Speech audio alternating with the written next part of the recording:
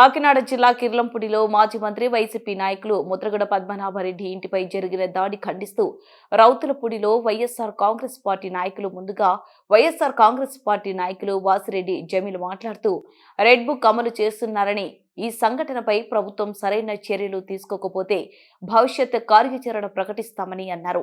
Cooption member చింతకాయల సత్యనారాయణ మూర్తి మాట్లాడుతూ ఒకటే గుర్తుపెట్టుకోండి, ఎప్పుడు ఈ కూటమి ప్రభుత్వమే ఉండదు, మాకు మంచి రోజులు వస్తాయి, అప్పుడు మీ ఆటలకు స్వస్తి పలికే రోజులు వస్తాయి, గుర్తుపెట్టుకోండి అని చెప్పి సర్పంచ్ వడల సత్యనారాయణ మాట్లాడుతూ కూటమి పాలన ఎలాంటి ఉన్మాదులను సృష్టిస్తుందో ఇప్పటికైనా పాలకులు గమనించుకోవాలని, తీరు మార్చుకోవాలని వారంటున్నారు. ఈ కార్యక్రమంలో పార్టీ నాయకులు వాసిరెడ్డి భాస్కర్రావు, సర్పంచ్లు సర్నం శ్రీను, పోలుపర్తి తాతాజీ, పకుర్తి జయబాబు, దాలియా దొర, కోటిబాబు, దేవుడు దొర, ఎంపీటీసీలు సాయి ప్రసాద్, లచ్చిరెడ్డిపాలెం సాయి, దయ్యాల అప్పన్నబాబు, పార్టీ నాయకులు గొల్లు వెంకటరమణ, పారెపల్లి రామకృష్ణ కార్యకర్తలు పాల్గొన్నారు. ఈ సభాముఖంగా మేము అందరం తెలియపరుస్తున్నాం, ఇటువంటి గతంలో జరగలేదు, ఇది మంచి పద్ధతి కాదు అని చెప్పని గవర్నమెంట్ వారిని కూడా కోరుకుంటూ ఇటువంటి దాడులు మళ్ళీ ఒకసారి జరగకుండా చూడాలని చెప్పని ఈ సభాపూర్వకంగా గవర్నమెంట్ వారిని విన్నవించుకుంటున్నాం. మరి ముద్రగడ పద్మనాభం గారి మీద జరిగిన దాడికి మరి రౌతుపూడి మండలం నుంచి వైఎస్ఆర్సీపీ నాయకులు, సర్పంచులు, ప్రెసిడెంట్లు, కార్యకర్తలు కూడా ఈరోజు ఆయన మీద ఒక సామాన్య మానవుడిగా ఉండే ముద్రగడ పద్మనాభం గారి యొక్క మీదే దాడి జరిగిందంటే మరి ప్రతి ఒక్కరు కూడా మరి ఖండించవలసిన పరిస్థితి వచ్చింది.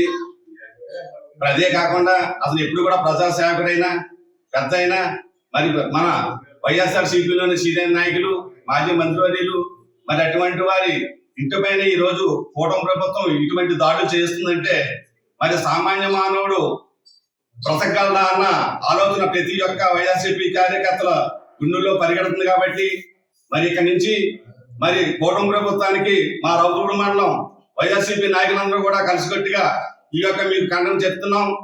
మరి రేపు రాబోయే రోజుల్లో ఏ యొక్క వైఎస్ఆర్సీపీ కార్యకర్త మీద కానీ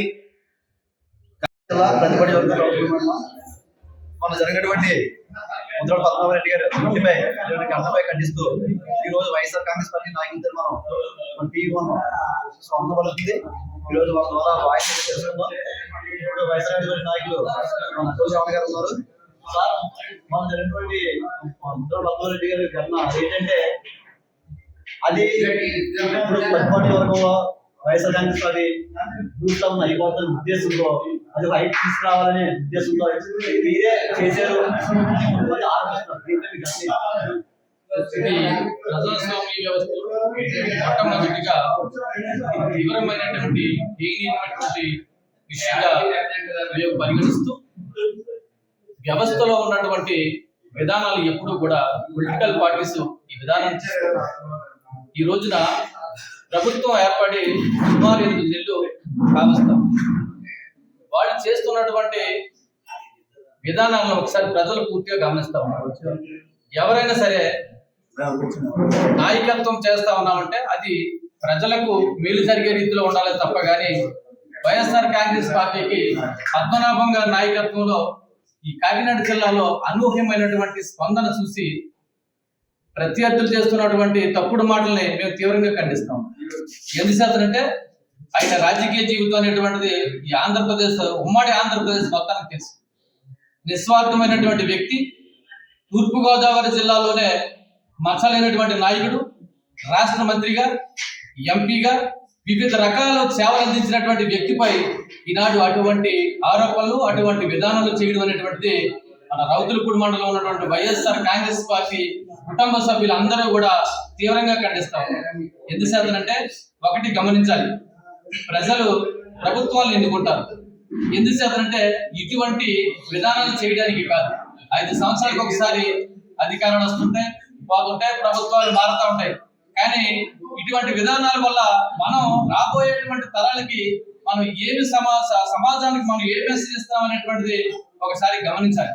ఇటువంటి విషయాలపై ప్రభుత్వం తక్షణమే చర్యలు తీసుకొని పోలీసు దీనిపై పూర్తి స్థాయిలో దర్యాప్తు జరిపించి దీనికి సంబంధించినటువంటి వ్యక్తులపై తీవ్రమైనటువంటి చర్యలు తీసుకోవాలని ఈ సందర్భంగా మీడియా